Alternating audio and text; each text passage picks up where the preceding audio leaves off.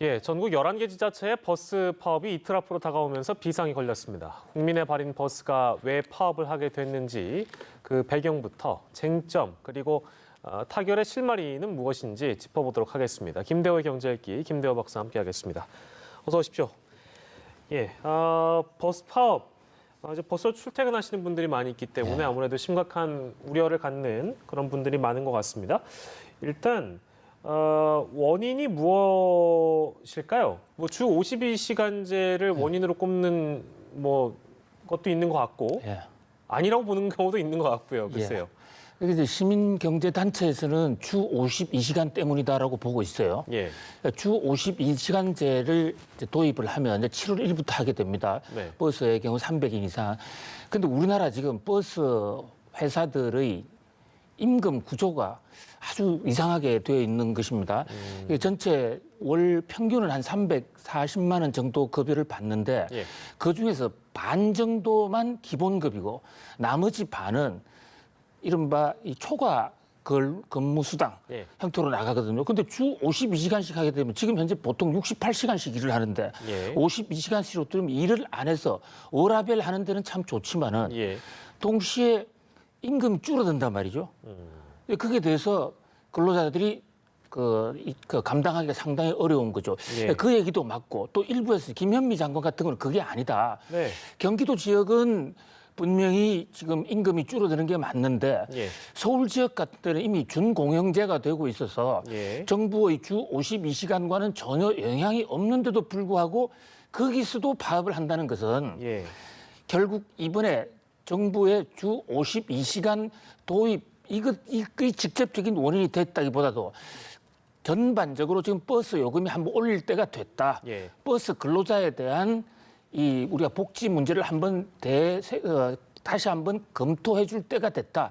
그런 각도에서 봐야 된다 해서 좀 여야 간이나 또는 정부, 시민단체, 각 부처 간에 좀 시각은 엇갈립니다만은 그러나 어쨌든 지금 15일 날 앞으로 남은 36시간 정도의 특별한 대책이 없으면 국민들이 당장 출퇴근을 못하는 이런 사상 초유의 지금 대란을 눈앞에 두고 있어요.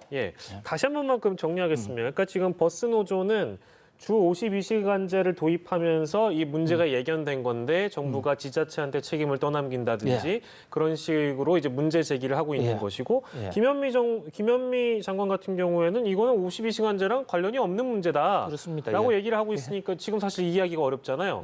그러니까 서로 다른 주장을 하고 있는 이유는 그럼 뭡니까? 그러니까 지금 현재 운전기사들에게 돌아가는 급여가 적은데 그 적은 이유가 상대적으로 이 버스 운전기사들의 근무 환경이 열악하고 또 나머지 지역에 물가가 올라갔는데 버스만 안 올랐기 때문이야. 이렇게 보는 것은 김현미 장관의 주장이고요.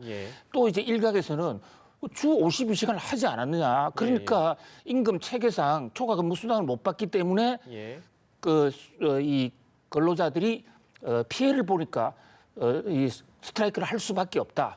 근데 지금 중요한 문제는 여기서 국토부가 고용부 장관 이재갑 장관하고 김현미 장관이 지난 주말에 오랜 시간 대책회의를 해서 결론을 하나 냈습니다. 자, 올려라. 그러니까 버스 요금을 올리자는 겁니다.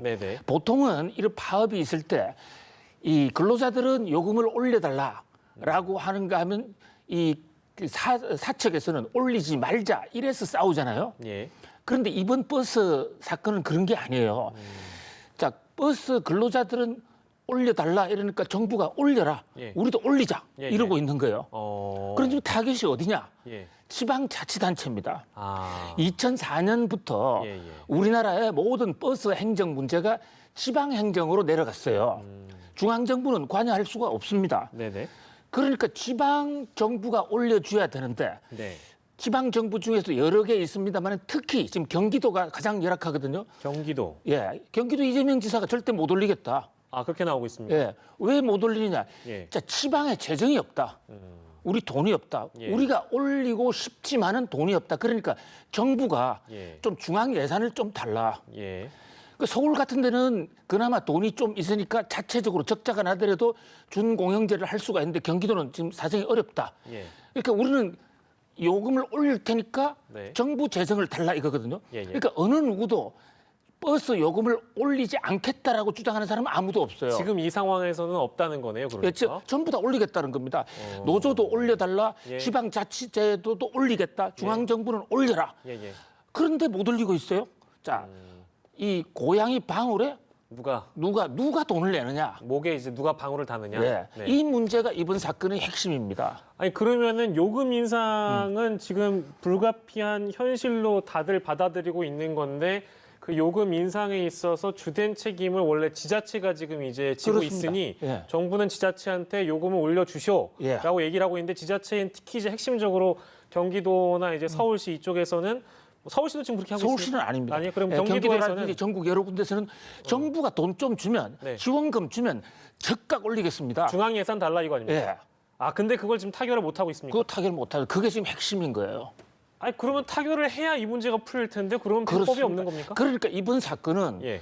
중앙정부와 지방정부 간의 코드가 안 맞고 서로 속도 조절이 안 맞고 의견이 일치가 안 돼서 생긴 어떻게 보면 인재고 관제라고 볼 수 있어요. 관청발 재앙이다 이거죠. 서로 약간 스텝을 맞춰가야 될 필요가 있는데 그게 네. 약간 엇박자가 나고 있다. 뭐 엇박자 정도가 아니라 정반대로 지금 가고 있는 거죠. 책임 떠넘기기입니다 한마디로. 예, 그렇군요. 그러면 어쨌든 요금 인상 자체는 지금 불가피한 걸로 지금 받아들여지는 분위기예요.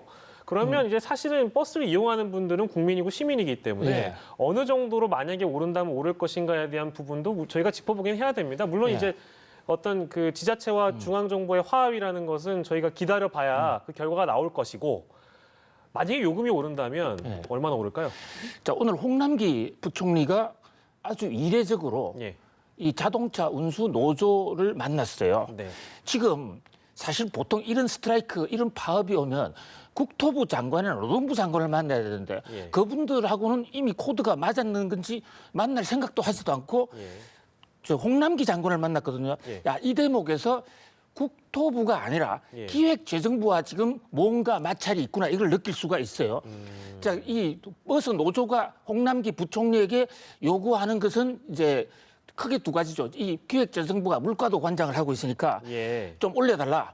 그런데 홍남기 부총리가 아주 시원시원하게 얘기를 했다고 지금 전언이 되고 있어요. 예. 자, 내가 보니까 홍남기 부총리 얘기입니다. 내가 보니까 버스 요금은 4년 주기로 이래 올렸는데 예. 최근에 6년 동안 올리지 않았더라. 너희들 요구가 옳다. 예. 그래서 경기도 같은 데는 400원 정도 올리는 거나 적극 동의한다. 예. 또 그 대목에서 또 이제 이 버스 요금 올리는 거는 문제 없을 다 넘어간 거예요. 예. 그런데 이 기획재정부가 하나 갖고 있는 그 이제 칼이라고 그럴까요? 예. 이 열쇠가 뭐냐면 중앙정부의 예산을 지방으로 쓰려면 세제 당국으로서의 기획재정부의 권리가 있거든요. 예. 권한이. 예. 그 권한에 대해서는 지금 그 공무원들이 반대하고 있기 때문에 홍남기 부총리가 우리 중앙정부도 노력을 해보겠다. 예. 정확하게 지금 자막 나오는 대로 정부의 역할을 고민해보겠다. 네. 요까지만 말씀하고 가셨어요. 어. 근데 그 대목에 대해서도 버스 노조는 상당히 지금 고민돼 있는. 왜냐하면 그동안에는 중앙정부는 이 버스 요금은 지방자치단체 문제니까 중앙정부는 빠지겠다. 너희들끼리 알아서 해라 해왔는데 예. 홍남기 부총리가 상당히 전향적인 얘기를 해줬죠. 그런데 문제는 저 대목이 홍남기 부총리가 또 하고 싶다고 해서 쉽게 되는 문제가 아니라 국회 입법 사항이란 말이에요. 이 여야 간의 합의가 있어야 되기 때문에 예. 간단치는 않은 문제라고 생각이 됩니다. 그런 것 같습니다. 근데 말이죠. 예. 그 대책이라는 게 사실은 그 지금 당장 뭐 노조, 지자체, 정부 모두 요금 인상에 대해서는 일단 반기가 없으니 예. 요금이 인상이 되더라도 언젠간 될 텐데 그건 세금이 투입되는 문제고 이제 말씀해 주신 대로 국회의 입법 사안이라고 예. 말씀해 주셨잖아요. 예. 그럼 매번 이런 문제를 풀 때마다 세금이 투입되는 거야 됩니까? 그게 참 우리나라 근본적으로 우리 버스 사업을 어떻게 꾸려가야 되느냐 굉장히 중요한 국가적인 과제예요.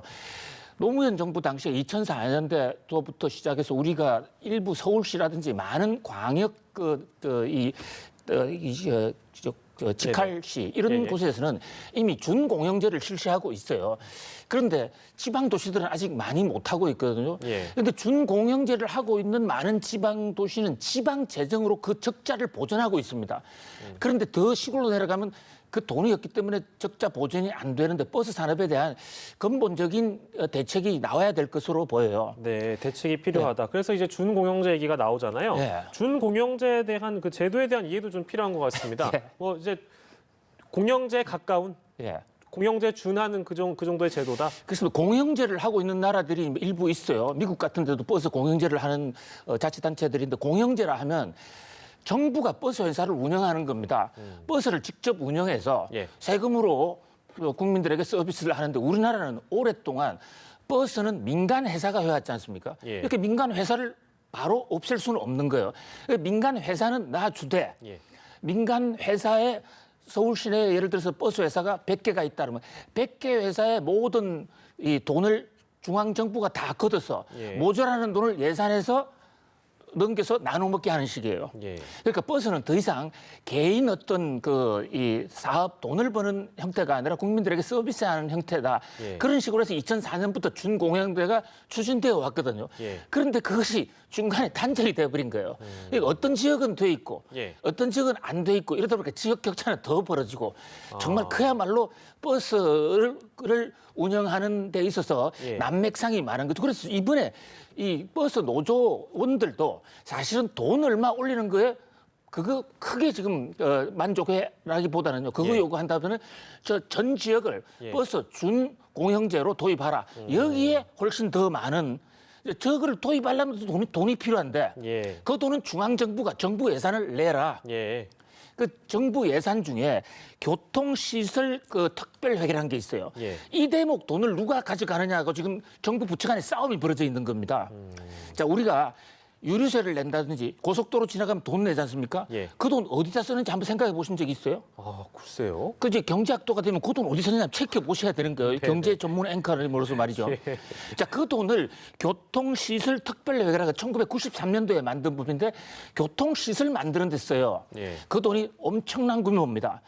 그런데 이 돈에 지금 이 돈을 택시 운전기사 월급에 좀 쓰자. 예. 이것이 국토부의 김현미 장관의 요구예요. 그 돈을 지방자치대에 넘겨주면 그러면 이 중공연세도 할 수 있고 택시 기사들의 그 급여도 올려줄 수 있다. 그러면 예. 안전하게 다닐 수 있다. 예. 그런데 기획재정부라든지 이런 쪽에서는 자 그것은 분명히 중앙정부와 지방정부 재정이 다른데 저 돈을 어떻게 빼내느냐. 예, 예. 이렇게 한쪽에서는 주장하고 있는가 하면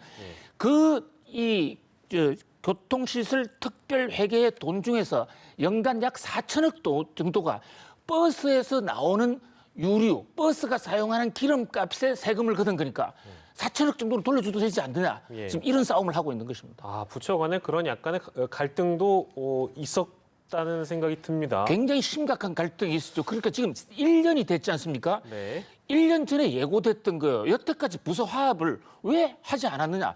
참 안타까운 문제죠. 왜 딱 목전에 두고서 국민들의 이 출퇴근을 담보로 해서 예. 이제 와서 이틀 전에 이렇게 정부가 움직이느냐. 이것은 누구 한 사람 문제가 아니라 이재명 지사도 문제고 홍남기, 김현미 모든 사람들이 다 공통으로 책임져야 될 정말 이건 행정의 미스매치라고 하지 않을 수가 없습니다. 예. 어떻게 결론이 날지 궁금한데요. 금년간에 결론이 날 것 같습니다. 어찌됐든 이제 뭐 네. 버스 파업을 앞두고 있고 정부에서 뭐 요금 인상에 대한 부분은 이제 뭐 노조나 뭐 지자체나 정부도 마찬가지로 같은 의견이니까요. 일단은 어떻게 좀 의견의 합치를 이루는지 봐야 될 것 같습니다. 한 가지 더 말씀 올려도 됩니까? 예, 20초만 예. 드리겠습니다. 지금 또 하나 문제는 서울하고 경기도가 또 싸우고 있다는 거예요. 아하, 그래서 지방 정부와 중앙 정부만 싸우는 게 아니라 예. 자 경기도 이재명 지사 같은 경우는 서울이 요금을 올리지 않으나 우리는 못 올리겠다 또 이렇게 하고 있거든요. 아, 서울은 그렇군요. 주 52시간의 체제 개편에 따른 부담이 없어요. 예. 그러니까 박은수 시장 우리는 안 올리겠다. 그런데 지금 서울과 경기도가 환승을 왔다 갔다 하지 않습니까? 그렇죠. 그럼 경기도만 올리면 경기도 올린 돈이 서울의 반이 떨어진다. 그래서 경기도 돈으로 서울 시민을 해줄 수 없다. 이런 문제까지도 지금 걸려있는데 이것도 풀 수 있는 문제거든요. 왜 1년 전에 이런 준비를 하지 않았나 안타깝죠. 예, 두 사람의 합의도 굉장히 그러면 지금 중요한 상황이네요. 일단은. 인천시까지, 그래서 인천시장, 서울시장, 경기도지사의 합의 없이 이 문제 안 풀립니다. 아, 그렇군요. 예, 쉽지 않은 문제를 저희가 오늘 좀 다뤘습니다. 이틀 뒤에 버스 파업을 앞두고 있는데요. 버스 파업의 타결의 실마리를 좀 잡아서 해결이 됐으면 좋겠습니다. 오늘은 버스 대란 초읽기 상황 짚어봤습니다. 김배우의 경제기 김대우 박사였습니다. 고맙습니다.